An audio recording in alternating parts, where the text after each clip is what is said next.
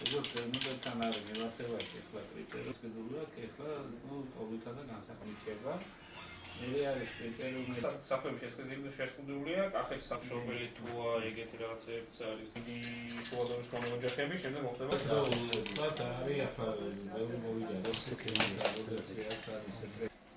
პროცესის პერიოდში საქართველოს ოკუპირებული ტერიტორიებიდან იძულებით გადაადგილებულ პირთა დევნილთა და განსახლების სამინისტროს მიერ საქართველოს სხვადასხვა რეგიონებში მოხდა საცხოვრებელი სახლების შესყიდვა.